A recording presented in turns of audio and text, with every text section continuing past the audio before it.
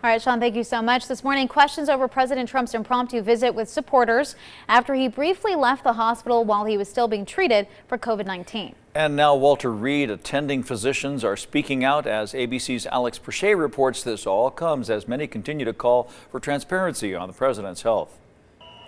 Overnight, growing outrage over this. President Trump breaking his quarantine at Walter Reed Sunday to do a drive-by for his supporters. Mr. President! He's there in the back seat waving and wearing a mask.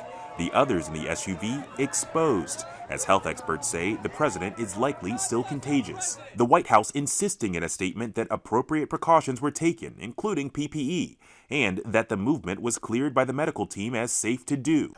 But Dr. James Phillips, a Walter Reed attending physician, blasted the stunt, tweeting, "Every single person in the vehicle during that completely unnecessary presidential drive-by just now has to be quarantined for 14 days. They might get sick, they may die, for political theater. This is insanity." The CDC says any movement of a hospitalized COVID patient outside their room should only be done for medically essential purposes. The president, after spending the weekend in the hospital, now saying this about the virus. And I understand it, and it's a very interesting thing, and I'm going to be letting you know about it. This latest incident follows a series of mixed messages and false statements about his health. On Saturday, White House Dr. Sean Conley repeatedly dodged questions about whether the president needed oxygen. Yesterday and today, he was not on oxygen. So he has not been on it during his COVID treatment?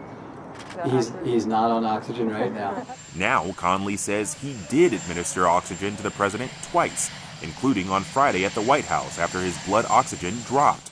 Sources telling ABC the president had difficulty breathing. And there's also questions about how and when the president caught COVID.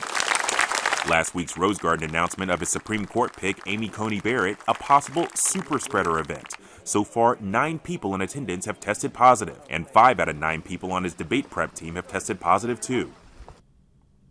Meanwhile, Joe Biden tested negative for the virus on Sunday, his campaign now promising to release the results of every test that he takes. And his running mate, Senator Kamala Harris, is gearing up to face Vice President Mike Pence in a debate on Wednesday. Sources telling ABC News that they'll sit 12 feet apart after the Biden campaign requested more space. Alex Perchet, ABC News, Washington.